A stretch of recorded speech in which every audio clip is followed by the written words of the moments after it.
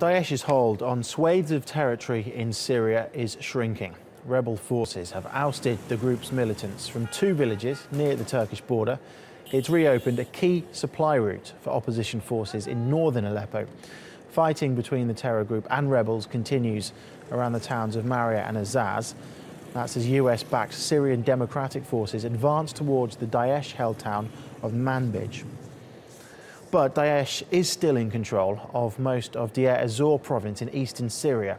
A monitoring group is reporting that food and aid was airdropped to areas of the city of Deir ez-Zor, which is held by regime troops. The regime has now allowed the UN to deliver aid to 15 of the 17 besieged areas in the war-torn country, but it continues to block aid from reaching 2 rebel-held towns.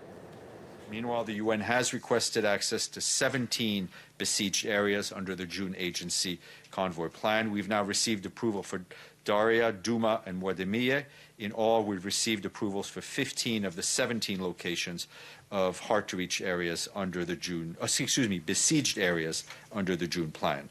The only besieged location where we have not received approvals are Al-Wayr in Homs and Zabadani in rural Damascus. Well, for more on this, Sally Ayhan joins us now from the Turkish city of Gaziantep near the Syrian border.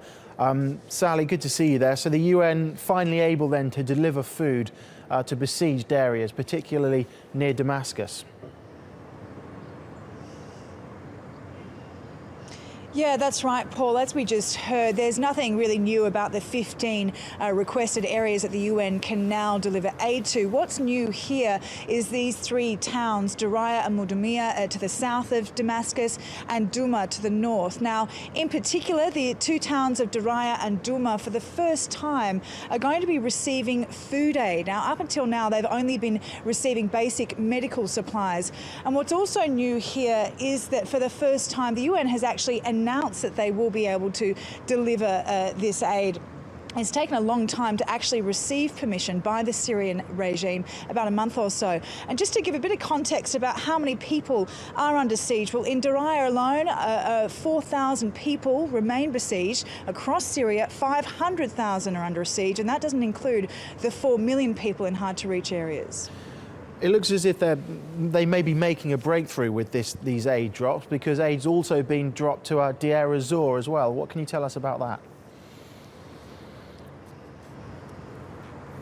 Yeah, well, again, we heard that Deir ez-Zor is mostly controlled by Daesh, Paul, but there are some contested areas in the city between the regime and Daesh, and it's in these particular areas where the aid agencies have been able to make these aid drops. So about 10 containers have been delivered to these particular areas, but this is not the first time that Deir ez-Zor has been able to receive aid by aid agencies. They have been receiving approval by the Syrian regime since April and have been able to deliver to around 100,000 people in Deir ez-Zor. OK, Sally, thank you very much. Sally Ayhan.